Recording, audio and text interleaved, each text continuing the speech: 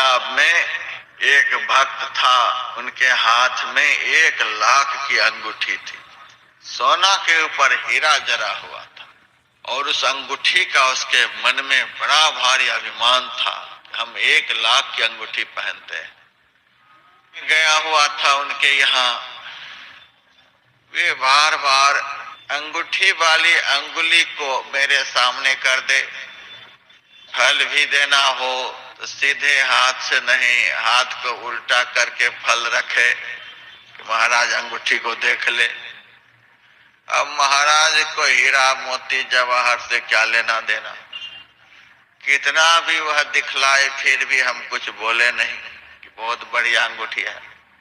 वह चाहे कि महाराज इस अंगूठी की प्रशंसा करे, लेकिन मैंने कभी भी प्रशंसा नहीं की। तब वह मेरे से कहता है, महाराज मेरा लड़का है, बड़ा अच्छा है, उन्होंने ये अंगूठी बनवा करके दी है, इसकी कीमत 1 लाख की है। मैंने कहा बड़ी अच्छी बात है। कुछ दिनों के बाद वह अंगूठी खो गई, चोरी हो गई। बड़ा मन उसका मायूस हुआ। दोबारा जब मैं गया तब उनसे कहा, आजकल आपका मुंह बड़ा उदास है, क्या बात है? महाराज हार्ट की बीमारी हो गई, हाई ब्लड प्रेशर हो गया, दिन रात बड़ी चिंता रहती है। मैंने कहा क्यों? वह अंगूठी खो गई। जिस वस्तु के खो जाने से इतना भारी टेंशन है, उसी वस्तु का आपके मन में इतना अहंकार था। अरे महाराज आपको क्या लगेगा, आप तो साधु महात्मा हो, आपका तो खो जाए रह जाए कोई फर्क नहीं पड़ता है। हम तो संसारी आदमी हैं, मिलने पर नाचने लग जाते हैं, खोने पर रोने लग जाते हैं। मैंने उनको शांत करने का प्रयास किया। कुछ दिनों के बाद उसका लड़का 4 लाख की अंगूठी उनको पहना दी। अब वह खुश हुआ। मैंने उनसे कहा अब तो खुश हैं? हाँ महाराज अब बहुत खुश हैं। मैंने कहा अब तो 1 लाख की अंगूठी की चिंता नहीं होती होगी? अरे महाराज चिंता तो अभी भी हो जाती है। 4 लाख की अंगूठी हाथ में है, फिर भी 1 लाख की अंगूठी जो खो गई है उससे ब्लड प्रेशर है, उससे मन में बड़ा दुख है। मैंने उनसे कहा एक बात बताओ, यह अंगूठी तुम्हारी 4 लाख की है, इस अंगूठी की ज्यादा कीमत है कि जिस अंगुली में अंगूठी पहने हो उस अंगुली की ज्यादा कीमत है। तब कहता है महाराज कीमत तो ज्यादा अंगुली की ही है, 10 लाख में भी आप वह अंगुली काट कर देंगे? महाराज नहीं देंगे। मैंने कहा आपकी अंगूठी से ज्यादा कीमत की आपकी अंगुली है, जिस हाथ में अंगुली है उस हाथ की ज्यादा कीमत है कि अंगुली की ज्यादा कीमत है? तब कहता है महाराज हाथ की ज्यादा कीमत है। मैंने कहा जिस शरीर में हाथ है उस शरीर की ज्यादा कीमत है कि हाथ की ज्यादा कीमत है? तब कहता है महाराज कीमत तो ज्यादा शरीर का ही है। अच्छा एक बात और बतलाओ, यह शरीर जीवित है किसके आधार पर? तब वह कहता है महाराज श्वास के आधार पर। जब तक श्वास चल रहा है तब तक यह शरीर चल रहा है।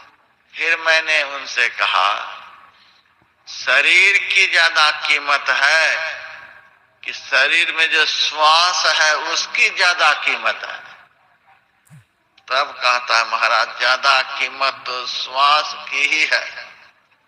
तीनों लोगों की संपदा को बेच करके भी आप एक श्वास को खरीद नहीं सकते। ऐसा श्वास हम लोग 24 घंटे में 21,600 गमाते हैं।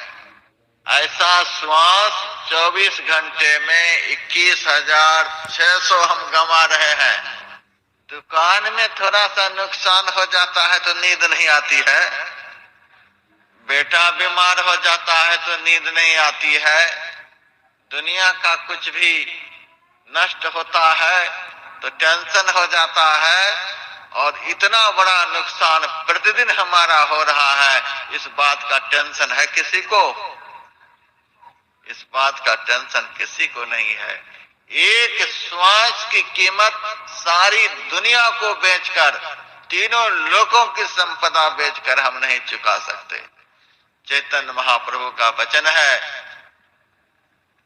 एक एक श्वास की इतनी कीमत है कि त्रिभुवन की संपदा को बेच करके भी इसे हम खरीद नहीं सकते। फिर मैंने उनसे कहा, यह श्वास कैसे चल रहा है? इस श्वास को कौन चला रहा है? महाराज पता नहीं। मैंने कहा, इस श्वास को यह जीव चला रहा है। जब तक इस शरीर में जीव है तब तक श्वास चल रहा है। जिस दिन जीव निकल जाएगा उस दिन श्वास की गति बंद हो जाएगी। तो श्वास की ज्यादा कीमत है कि जो श्वास को चला रहा है उस जीव की ज्यादा कीमत है। तब कहा, महाराज ज्यादा कीमत तो इस जीव का ही है। फिर मैंने उनसे कहा, इस जीव को कौन चला रहा है? इस जीव को चलाने वाला कौन? जीव को जीवन प्रदान करने वाला कौन है? महाराज पता नहीं। मैंने कहा, जीव को जीवन प्रदान करने वाले परमात्मा है। इसीलिए परमात्मा से ज्यादा कीमत का इस संसार में कुछ भी नहीं हो सकता। लेकिन इस बात का किसी को टेंशन है कि ऐसे परमात्मा हमारे 3.5 हाथ के शरीर के अंदर कहां खोए हुए हैं पता नहीं।